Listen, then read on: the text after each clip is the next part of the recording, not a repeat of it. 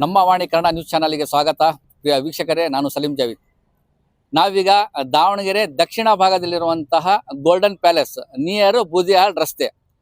ಈ golden palace ಅಲ್ಲಿ ನೂರುಲ್ಲಾ ಅಭಿಮಾನಿ ಬಳಗದ ವತಿಯಿಂದ ಇವತ್ತು ಉಚಿತ ಆರೋಗ್ಯ ತಪಾಸಣೆಯನ್ನು ಕಾರ್ಯಕ್ರಮವನ್ನು ಇಲ್ಲಿ ಹಮ್ಮಿಕೊಂಡಿದ್ದಾರೆ.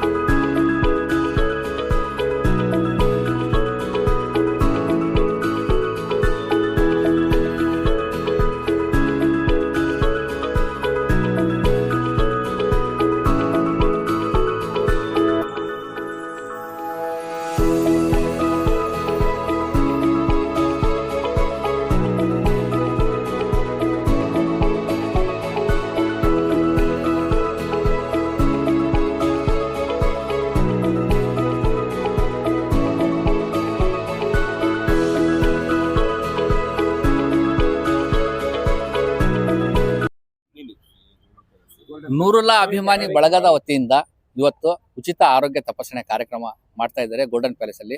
ಈ ಕಾರ್ಯಕ್ರಮಕ್ಕೆ ತಾವು ಬಂದಿದ್ದೀರಿ. ಇವರ ಕಾರ್ಯವನ್ನು ಮೆಚ್ಚಿ ತಾವು ಏನ್ ಹೇಳಕ್ ಬಯಸ್ತೀರಿ ಸರ್? ಮೊದಲನೇದಾಗಿ ನಾನು ಹೇಳಲಿಕ್ಕೆ ಬಯಸೋದು, ಇವತ್ತು ಈ ಏನು ಉಚಿತ ಆರೋಗ್ಯ ತಪಾಸಣಾ ಶಿಬಿರ ಇದೆ, ಇದು ಸಂಘ ಸಂಸ್ಥೆಗಳು ನಡೆಸಬೇಕಾಗಿದ್ದಲ್ಲ.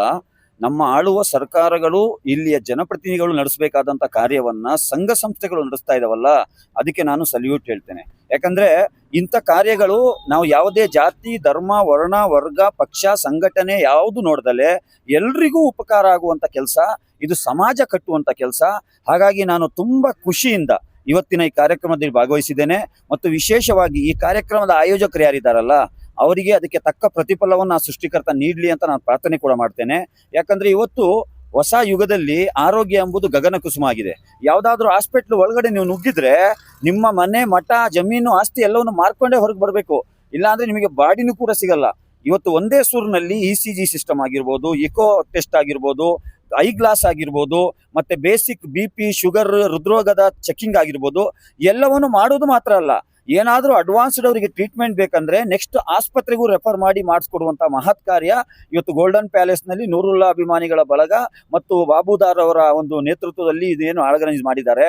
ನಿಜವಾಗ್ಲೂ ಇದು ಮಹತ್ತರವಾದ ಕಾರ್ಯ. ಇಂಥ ಕಾರ್ಯಗಳು ಹೆಚ್ಚೆಚ್ಚಾಗಬೇಕು. ಇದು ಒಂದು ಸಂಘಟನೆ ಮಾತ್ರ ಅಲ್ಲ, ಎಲ್ಲರೂ ಇಂಥ ಕಾರ್ಯಗಳನ್ನು ಮಾಡಬೇಕು. ಮತ್ತು ಇಲ್ಲಿ ಬಂದಿದ್ದಂತಹ ಪೇಷಂಟ್ಗಳಾಗಿರ್ಬೋದು, ರೋಗಿಗಳಾಗಿರ್ಬೋದು, ಅವರಿಗೆ ನಾನು ಒಂದು ಉದ್ದೇಶವನ್ನು ಮಾತಾಡಿ ಒಂದು ಕಿವಿ ಮಾತನ್ನ ಹೇಳಿದ್ದಾನೆ. ಇನ್ನು ಮುಂದೆ ಇಂತಹ ಫ್ರೀ ಹೆಲ್ತ್ ಕ್ಯಾಂಪ್ ಅಲ್ಲಿ ನೀವು ಮಾತ್ರ ಅಲ್ಲ, ನಿಮ್ಮ ಕುಟುಂಬದವ್ರು ಯಾರು ಬರಬಾರ್ದು. ಆ ಬರಬಾರ್ದು ಅಂದ್ರೆ ನಿಮ್ಮ ಲೈಫ್ ಸ್ಟೈಲ್ ಚೇಂಜ್ ಆಗಬೇಕು, ನಿಮ್ಮ ಫುಡ್ ಸ್ಟೈಲ್ ಚೇಂಜ್ ಆಗಬೇಕು. ಆರೋಗ್ಯವಂತ ಸಮಾಜ ನಿರ್ಮಾಣ ಆಗ್ಬೇಕಾದ್ರೆ ಜಿಂಕ್ ಫುಡ್ಗಳನ್ನ ನಾವು ತೊರಿಬೇಕು.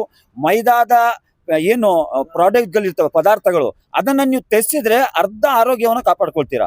ಪಿಜ್ಜಾ ಇರ್ಬೋದು, ಬರ್ಗರ್ ಇರ್ಬೋದು, ಗೋಬಿ ಮಂಚೂರಿ ಇರ್ಬೋದು, ಬೇಕರಿ ಐಟಮ್ಸ್ ಇರ್ಬೋದು, ಅದೆಲ್ಲವೂ ನಿಮ್ಮ ಲೈಫ್ ಸ್ಟೈಲ್ ಮಾಡ್ಕೊಳ್ಬೇಡಿ. ಅದು ನಾಲಿಗೆಯ ರುಚಿ ಮಾತ್ರ. ನಿಮ್ಮ ಆರೋಗ್ಯ ಕಾಪಾಡ್ಕೊಳ್ಳುವಂಥದ್ದು ನಿಮ್ಮ ಜವಾಬ್ದಾರಿ. ಇಂತಹ ಫ್ರೀ ಹೆಲ್ತ್ ಕ್ಯಾಂಪಿಗೆ ಬರುವ ಮುಖಾಂತರ ಮುಂದಿನ ನಿಮ್ಮ ಆರೋಗ್ಯದಲ್ಲೂ ಸುಧಾರಣೆಯಾಗಿ ನಿಮ್ಮ ಮೊಹಲ್ಲಾ, ನಿಮ್ಮ ಗಲ್ಲಿ, ನಿಮ್ಮ ಪ್ರದೇಶದಲ್ಲಿ ಏನು ಸ್ವಚ್ಛತೆ ಬಗ್ಗೆಯೂ ಕೂಡ ನೀವು ಜಾಗೃತಿ ವಹಿಸಿ ಅಂತ ನಾವು ಸಂದೇಶವನ್ನು ಕೊಟ್ಟಿದ್ದೇವೆ ಇವತ್ತು. ಸರ್, ನಿಮ್ಮ SDP ಕಡೆಯಿಂದ ಅವ್ರಿಗೆ ಏನಾದರೂ ಧನ ಸಹಾಯ ಆಗಲಿ, ಇದಕ್ಕೆ ಏನಾದರೂ ವ್ಯವಸ್ಥೆ ಮಾಡೋದಾಗಲಿ, ಏನಾದರೂ ಅವರಿಗೆ ಬೆಂಬಲವನ್ನು ಕೊಟ್ಟಿದ್ದೀರಾ? Sir, social democratic party of India ಒಂದು ರಾಷ್ಟ್ರೀಯ ರಾಜಕೀಯ ಪಕ್ಷವಾಗಿ ಈ ಸಮಾಜದ ಯಾವೆಲ್ಲ ಜನರಿಗೆ ಏನು ಸಮಸ್ಯೆ ಇದ್ರು ಅವರಿಗೆ ಸರಿಯಾದಂಥ ಮಾರ್ಗದರ್ಶನವನ್ನ, ಅವರಿಗೆ ಸಹಾಯ ಸಹಕಾರವನ್ನ ನೀಡುವಂಥದ್ದು ನಮ್ಮ ಜವಾಬ್ದಾರಿ. ಹಾಗಾಗಿ ಇವರಿಗೆ ಏನಾದರೂ ತೊಂದರೆ ಇದ್ರೆ, ಇದು ದಾವಣಗೆರೆನ ಹಿಡಿದು ಬೆಂಗಳೂರು ಆಗಿರಲಿ, ಡೆಲ್ಲಿ ಆಗಿರಲಿ, ಎಲ್ಲಾದ್ರೂ ಇವರಿಗೆ ಏನಾದರೂ ಅವಶ್ಯಕತೆ ಬಿದ್ದರೆ ನಮ್ಮನ್ನ ಸಂಪರ್ಕಿಸಿದ್ರೆ ಇಂಥವರ ಮುಖಾಂತರ ನಾವು ಅದನ್ನ ಕೆಲಸ ಮಾಡಿಸ್ತೇವೆ. ಹಾಗಾಗಿ ಯಾರು ಹೆದರುವಂತ ಅವಶ್ಯಕತೆ ಇಲ್ಲ. ನೀವು ಹುಟ್ಟುತ್ತಾ ಏನು ಕೂಡ ಬಡತನವನ್ನ ಕೇಳ್ಕೊಂಡು ಪಡೆದಿಲ್ಲ. ನೀವು ಬಡವರ ಮನೇಲಿ ಹುಟ್ಟಿದ್ದೀರಾ, ಬಡವರಾಗಿದ್ದೀರಾ. ಜೀವನ ಪುರಿ ಬಡವರಾಗಿರ್ಬೇಕಂತೇನಿಲ್ಲ. ನಿಮಗೆ ಏನಾದರೂ ಸಹಕಾರ ಬೇಕಂದ್ರೆ ನಮ್ಮನ್ನ ಸಂಪರ್ಕಿಸಿ, ನಾವು ನಿಮ್ಮ ಸಹಾಯಕ್ಕೆ ಇದ್ದೇ ಇರ್ತೇವೆ. ಇವತ್ತು ಉಚಿತ ಆರೋಗ್ಯ ತಪಾಸಣೆ ಒಂದು ಕಾರ್ಯಕ್ರಮವನ್ನು ಗೋಲ್ಡನ್ ಪ್ಯಾಲೇಸ್ ಅಲ್ಲಿ ನಿಮ್ಮ ಅಭಿಮಾನಿ ಬಳಗದ ವತಿಯಿಂದ ಇಲ್ಲಿ ಹಮ್ಮಿಕೊಂಡಿದ್ರಿ. ಸರ್, ಇದಕ್ಕೆ ತಾವು ಏನು ಹೇಳಕ್ ಬಯಸ್ತೀರಿ? ಸರ್, ಏನಿಲ್ಲ, ಆ್ಯಕ್ಚುಲಿ ನಾವು ಬಡವ್ರ ಸೇವೆ ಮಾಡ್ಬೇಕಂತೇಳಿ ಹೆಲ್ತ್ ಕ್ಯಾಂಪನ್ನು ಹಾಕಿದ್ದೀವಿ. ಇದಕ್ಕೆಲ್ಲ ನಮಗೆ ಸಪೋರ್ಟ್ ಮಾಡಿರೋದು ನಮ್ಮ ಬಾಬು ಅಣ್ಣ ಮತ್ತು ಯೂಸುಫ್ ಅಣ್ಣ, ಇವರೆಲ್ಲ ನನ್ನ ಜೊತೆ ಪ್ರತಿ ಟೈಮಲ್ಲೂ ಹೆಗ್ಲು ಕೊಟ್ಬಿಟ್ಟು, ಮತ್ತು ನಮ್ಮ ದಾದಪ್ಪೀರ್ ಅಣ್ಣನೂ ಕೂಡ ನಮಗೆ ಸಪೋರ್ಟ್ ಮಾಡಿದ್ದಾರೆ. ಈ ಕಲ್ಯಾಣ ಮಂಟಪದವರು ಕೂಡ ನಮಗೆ ಸಪೋರ್ಟ್ ಮಾಡಿದ್ದಾರೆ. ಇದು ನಾವು ಮಾಡೋ ಉದ್ದೇಶ ಏನಪ್ಪ ಅಂದರೆ, ಕೆಲವೊಂದು ಜನ ಲಕ್ಷ ಗಂಟಲೆ ದುಡ್ಡು ಕೊಟ್ಟು ಅಲ್ಲಿ ಹೋಗಿ ಆಪ್ರೇಷನ್ ಮಾಡಿಸ್ಕೊಳಕ್ಕೂ ಆಗ್ತಾಯಿಲ್ಲ, ಮತ್ತು ಅವರು ಚಿಕಿತ್ಸೆನೂ ಪಡ್ಕೊಳಕ್ಕೂ ಆಗ್ತಾಯಿಲ್ಲ. ಹಾಗಾಗಿ ನಮ್ಮ ಕಡೆಯಿಂದ ಏನಾಗ್ತಾ ಇದೆಯೋ ನಾವು ಬೆಂಗಳೂರು ಸಪ್ತಗಿರಿ ಹಾಸ್ಪಿಟ್ಲ್ ಅವ್ರಿಗೆ ಹೇಳಿ ಪ್ರತಿಯೊಂದಕ್ಕೆ ನಾವು ಔಷಧಿ ಮತ್ತು ಆಪ್ರೇಷನ್ ಎಲ್ಲ ವ್ಯವಸ್ಥೆ ಮಾಡಿದ್ವಿ. ಅದನ್ನು ಜನ ಉಪಯೋಗಿಸ್ಕೊಳ್ಳಿ ಅಂತೇಳಿ ನಾವು ಮಾಡ್ತಾ ಇದೀವಿ ಸರ್. ಇದ್ರದ್ದು ಖರ್ಚು, ಆಮೇಲೆ ಮೆಡಿಷನ್, ಇದ್ರದ್ದು ವ್ಯವಸ್ಥೆ ಎಲ್ಲ ತಾವು ಯಾವ ಥರ ಮಾಡ್ತಾ ಇದ್ದೀರಾ? ಸರ್, ಅದು ಆ್ಯಕ್ಚುಲಿ ಹೇಳ್ಬೇಕಂದ್ರೆ ಮೆಡಿಷನ್ ಎಲ್ಲ ಆಸ್ಪತ್ರೆಯವ್ರಿಗೆ ನಾವು ಮಾತಾಡಿದ್ದಕ್ಕೆ ಅವ್ರು ಏನಂದ್ರು, ನಾವು ಮೆಡಿಷನ್ ಎಲ್ಲ ಫ್ರೀ ಕೊಡ್ತೀವಿ, ಮತ್ತು ಆಪ್ರೇಷನಿಂದ ಏನಿದೆಯಲ್ಲ ಇಲ್ಲಿಂದ ಕರ್ಕೊಂಡೋಗಿ ಕರ್ಕೊಂಬರೋದೆಲ್ಲ ವ್ಯವಸ್ಥೆ ಫ್ರೀನೂ ನಾವು ವ್ಯವಸ್ಥೆ ಮಾಡಿದ್ವಿ. ಮತ್ತು ಏನೊಂದು 1000-2000 ಅಂತ ಹೇಳ್ಬಿಟ್ಟು ಅದು MLA ರೆಫರ್ ಲೆಟರ್ ಅಂತ ಅಂದ್ಬಿಟ್ಟು ಒಂದು ಲೆಟ್ರ್ ಬರುತ್ತೆ. ಅದಕ್ಕೊಂತ 1000 ರೂಪಾಯಿ 2000 ರೂಪಾಯಿ ತಗೊಂತಾರೆ ಅಷ್ಟೇ. ಮಿಕ್ಕಿದೆಲ್ಲ ಏನೇ ಇದ್ರು, ಎಷ್ಟೇ ದೊಡ್ಡ ಆಪ್ರೇಷನ್ ಇದ್ರು ಕೂಡ ಉಚಿತವಾಗಿ ಮಾಡ್ತಾ ಇದೀವಿ ಸರ್. ಅಲ್ಲ, ಇವತ್ತು ಏನು ನೀವು ಆರೋಗ್ಯ ತಪಾಸಣೆ ಮಾಡ್ತಾ ಇದ್ದೀರಿ, ಸಮಯ ಮೀರಿ ಹೋಗುತ್ತೆ. ಅದ್ರದ್ದು ಏನಾದರೂ ಮಧ್ಯಾಹ್ನದ ಒಂದು ಅಂದ್ರೆ ಉಪಹಾರದ ವ್ಯವಸ್ಥೆ ಏನಾದರೂ ಮಾಡಿದ್ದೀರಾ ಅಲ್ಲಿ? ಮಾಡಿದ್ವಿ ಸರ್, ಮಾಡಿದ್ವಿ, ಎಲ್ಲ ವ್ಯವಹಾರ ಮಾಡಿದ್ವಿ. ಇದು ಉಪಹಾರ ಆಗಿದ್ರೆ ಎಲ್ಲ ವ್ಯವಸ್ಥೆ ಎಲ್ಲ ಮಾಡಿದ್ವಿ ಸರ್. ಇದು ಒಂದು ತಾವು ಈ ತರ ಹಲವಾರು ಕಾರ್ಯಕ್ರಮಗಳು ತಾವು ಮಾಡ್ತಾ ಇದ್ದೀರಾ. ಈ ಬಡವರಿಗೆ ಬುಕ್ ನೀಡ್ಸ್ ವಿತರಣೆ ಮಾಡೋದು, ಈ ಆರೋಗ್ಯ ತಪಾಸಣೆ ಕಾರ್ಯಕ್ರಮಗಳು, ಈ ತರ ಹಲವಾರು ಕಾರ್ಯಕ್ರಮಗಳು ತಮ್ಮ ಅಭಿಮಾನಿ ಬಳಗದಿಂದ ತಾವು ಮಾಡ್ತಾ ಇದ್ದೀರಾ. ಇದರ ಉದ್ದೇಶ ಏನು?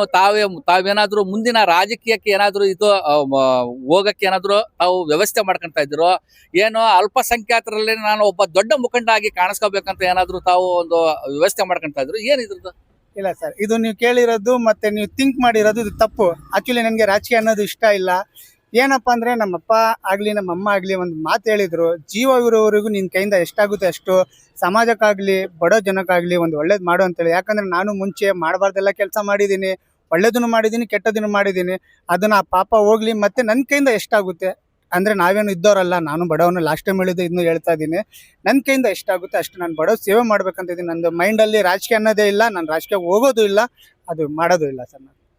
ಸರ್, ಇದು ಪ್ರೀತಿ ಆರಕ್ಕೆ ಇವರು ಏನಿದಾರಲ್ಲ, ರವಿ ಸರ್ ಅವರಲ್ಲ, ಹೌದು, ಅವರು ನಿಮಗೆ ಏನು ವ್ಯವಸ್ಥೆ ಮಾಡಿಕೊಟ್ಟಿದ್ದಾರೆ? ಮತ್ತು ಹಾಗೂ ದಾವಣಗೆರೆ ಕಣ್ಣಿನ ಹಾಸ್ಪಿಟ್ಲ್ಗಳು ಸೇರ್ಕೊಂಡು ಇವರೆಲ್ಲ ಬಂದು ಉಚಿತವಾಗಿ ನಮ್ಗೆ ಕೆಲಸ ಮಾಡಿಕೊಡ್ತಿದ್ದಾರೆ. ಅದಕ್ಕೆ ಇದ್ದಿರೋದೇನಂದ್ರೆ ಸಪ್ತಗಿರಿ ಹಾಸ್ಪಿಟ್ಲಿಂದ ಇವ್ರು ಮೊದಲಿಂದ ನನಗೆ ಸುಮಾರು ಒಂದು 20-25 ವರ್ಷದಿಂದ ಇವ್ರು ಕ್ಯಾಂಪ್ಗಳು ಮಾಡ್ತಾ ಇದ್ದೀನಿ ನಾನು. ನಮಗೇನು ಇವರಿಂದ ಏನೋ ಇದಿಲ್ಲ, ಜನಕ್ಕೋಸ್ಕರ ಹೆಲ್ಪ್ ಆಗುತ್ತೆ. ಹಾರ್ಟಿಂದ ಆಪ್ರೇಷನ್ ಆಗ್ಬೋದು, ಏನಾದರೂ ಎಕ್ಸೆಟ್ರಾ ಇದ್ರೂ ಇವರೇ ಖರ್ಚಿಂದ ಕರ್ಕೊಂಡು ಬರ್ತಾರೆ. ನಮ್ಮ ಏನು ಕೈಯಿಂದ 1000 ಗಟ್ಟಲೆ 1,00,000 ಗಟ್ಟಲೆ ಹೋಗಲ್ಲ. ಹೋದ್ರೆ ಒಂದು 10-15 ಸಾವಿರ ರೂಪಾಯಿ ಅಷ್ಟೇ ದುಡ್ಡು ಖರ್ಚಾಗೋದು. ಅದು ಬಿಟ್ಟರೆ ಏನಿಲ್ಲ. ನಿಮಗೆ ಇವಾಗ ಒಂದು ಹಾರ್ಟ್ ಆಪ್ರೇಷನ್ ಮಾಡಿಸ್ಬೇಕು, ಯಾರ ಹತ್ರನೂ ದುಡ್ಡಿಲ್ಲ ಬಡವನ ಅಂತಂದರೆ ಹೆಚ್ಚು ಕಡಿಮೆ 2 ಲಕ್ಷ ರೂಪಾಯಿ ಆದ್ರೂ ದುಡ್ಡು ಬೇಕೇ ಬೇಕು. ಆ ದುಡ್ಡು ಉಳಿಸ್ತೀವಿ ಅಷ್ಟೇ ನಾವು. ಅದು ಬಿಟ್ಟರೆ ಮತ್ತೇನಿಲ್ಲ. ನಾವು ಸುಮಾರು 20-25 ವರ್ಷದಿಂದ ಇದೇ ಮಾಡ್ಕೊಂಡು ಬರ್ತಿರೋದು. ನಮಗೆ ಜಾಸ್ತಿ ಹೆಲ್ಪ್ ಸಹಕಾರ ಕೊಡ್ತಿರೋದೇ ಸಪ್ತಗಿರಿ. ಇದಕ್ಕೆ ಮತ್ತೆ ಬೇರೆ ಯಾರು ಇಲ್ಲ. ನನ್ನ ಹೆಸರು ನಯಾಸ್ ಬಾಬು ಅಂತ ಹೇಳಿ. ಆರೋಗ್ಯ ಹಾಸ್ಪಿಟ್ಲು ನಿಮಿಷ, ಈಗ ಇಲ್ಲಿ ವ್ಯತ್ಯಾಸ ಏನಾಗ್ತಾ ಇದೆ ಅಂತಂದ್ರೆ, ಪ್ರೀತಿ ಆರೈಕೆ ಆಸ್ಪತ್ರೆ ಅಂತ ಒಂದು ಬೋರ್ಡ್ ಹಾಕಿದ್ದಾರೆ. ಇದ್ರಲ್ಲಿ ಇವ್ರದ ಏನು ರೋಲ್ ಇದೆ? ನೀವು ಅದನ್ನ ಬ್ಯಾನರ್ ಹಾಕಿದಿರಲ್ಲ, ಯಾಕೆ ಹಾಕಿದಿರಿ? ಅದು ಸರ್, ಅವರು ಸ್ವಲ್ಪ ನಮಗೆ ಸಣ್ಣ ಪುಟ್ಟ ಏನಾದ್ರು ಇಲ್ಲಿ ಹಾಸ್ಪಿಟ್ಲಿಗೆ ಆಗದ ಕೆಲಸಗಳು ಇದ್ರೆ ಅವರೇ ಹೆಲ್ಪ್ ಮಾಡಿ ಅವರೇ ಮಾಡ್ಕೊಂತಿದ್ದಾರೆ ಸರ್. ಯಾಕಂದ್ರೆ ತಾವು ಸಪ್ತಗಿರಿಯರೇ ಇದಕ್ಕೆ ನಾವು ಎಲ್ಲಾ ಕಾರ್ಯಚಟುವಟಿಕೆಗಳು ಮಾಡ್ಕೊಡ್ತಾ ಇದಾರೆ, ಇದರಲ್ಲಿ ಆರೈಕೆ ಆಸ್ಪತ್ರೆ ಏನು ಇಲ್ಲ ಅಂತ ತಾವು ಹೇಳ್ತಾ ಇದ್ರಲ್ಲ, ಮತ್ತೆ ಅದರಲ್ಲಿ ಬ್ಯಾನರ್ ಯಾಕೆ ಹಾಕಿಸಿದ್ರಿ ನೀವು? ಅವ್ರದ್ದು ಐತಲ್ಲ 50% ಅವ್ರದ್ದು ಇದ್ದೈತೆ ಸರ್ ಇದ್ರಾಗೆ. ಯಾಕಂದ್ರೆ ಅವರು ಬಂದು 2-3 ಕ್ಯಾಂಪ್ ನಮ್ ಜೊತೆಗೆ ಮಾಡಿದ್ದಾರೆ. ಅವ್ರು ಏನ್ ಮಾಡ್ತಾರೆ ಅಂದ್ರೆ ಎಲ್ಲರಿಗೆ ಕಳಿಸಿ BP ಚೆಕ್ ಆಗಲಿ, ಸುಮಾರು AGC ಆಗಲಿ, ಅದೆಲ್ಲ ಅವರು ಹೆಲ್ಪ್ ಮಾಡ್ತಿದ್ದಾರೆ. ಅವರಿಂದಾನು ಸ್ವಲ್ಪ ಹೆಲ್ಪ್ ಆಗ್ತಿಲ್ಲ ಅಂತಲ್ಲ. ಅಕಸ್ಮಾತ್ ಏನಾದ್ರು ಕೆಲಸ ಜಾಸ್ತಿ ಇಲ್ಲ, ಅವ್ರನ್ನ ಕರ್ಕೊಂಡು ಹೋಗಾಗಿಲ್ಲ, ಇದೇ ಹಾಸ್ಪಿಟಲ್ಗಳ ಕೆಲಸ ಮಾಡಿಸ್ತೀವಿ. ಆಯ್ತು, ನೂರಲ್ಲ ಕಡೆ ತಮಗೆ ಈ ಆರೋಗ್ಯ ಇಲಾಖೆಯವರು ಏನ್ ಬಂದಿದ್ದಾರೆ ಡಾಕ್ಟರ್ಸ್, ಆಮೇಲೆ ಇದಕ್ಕೆ ಏನ್ ವ್ಯವಸ್ಥೆ ಮಾಡಿಕೊಟ್ಟಿದ್ದಾರೆ, ಏನ್ ನಿಮಗೆ ಸಹಕಾರ ಕೊಟ್ಟಿದ್ದಾರೆ, ಅವ್ರಿಗೆಲ್ಲರಿಗೂ ಸೇರಿಸಿ ತಮ್ಮ ಕಡೆಯಿಂದ, ತಮ್ಮ ಅಭಿಮಾನಿ ಬಳಗದ ಕಡೆಯಿಂದ ತಾವು ಅವ್ರಿಗೆ ಏನ್ ಹೇಳಕ್ ಬಯಸ್ತೀರಿ? ಸರ್, ಎಲ್ಲಕ್ಕಿಂತ ಮುಖ್ಯವಾಗಿ ನಮ್ಮ ನೂರಲ್ಲ ಅಭಿಮಾನಿಗಳ ವತಿಯಿಂದ ಮತ್ತು ನಮ್ಮ ಯೂಸುಫಣ್ಣ ಆಗಲಿ, ಬಾಬು ಅಣ್ಣ ಆಗಲಿ, ದಾದು ಅಣ್ಣ ಆಗಲಿ, ಎಲ್ಲರ ಕಡೆಯಿಂದ ಮನಸ್ಸು ಪೂರ್ತಿಯಿಂದ ಅವರಿಗೆ ಧನ್ಯವಾದ ಹೇಳ್ತೀನಿ. ಏನಕ್ಕಂದ್ರೆ ನಮಗೋಸ್ಕರ ಈಗ ನಮ್ಮ ಮಾತಿಗೆ ಬೆಲೆ ಕೊಟ್ಬಿಟ್ಟು ಅಷ್ಟು ದೂರದಿಂದ ಬಂದ್ಬಿಟ್ಟು ಒಳ್ಳೆ ಡಾಕ್ಟರ್ಗಳು ಬಂದಿದ್ದಾರೆ, ಒಳ್ಳೆ ನರ್ಸ್ಗಳು ಬಂದಿದ್ದಾರೆ. ಅವರೆಲ್ಲ ಜನರಿಗೆ ಒಳ್ಳೆ ಔಷಧಿಗಳನ್ನು ಕೊಡ್ತಾ ಇದ್ದಾರೆ, ಮತ್ತು ಒಳ್ಳೆ ಪ್ರೋತ್ಸಾಹನೂ ಮಾಡ್ತಾ ಇದ್ದಾರೆ, ಒಳ್ಳೆ ರೆಸ್ಪಾನ್ಸು ಕೊಡ್ತಾ ಇದ್ದಾರೆ. ಅದಕ್ಕೆ ನಮ್ಮ ಕಡೆಯಿಂದ ಮನಸ್ಫೂರ್ತಿಯಾಗಿ ಧನ್ಯವಾದಗಳು ಹೇಳ್ತೀನಿ. ಥ್ಯಾಂಕ್ಸ್.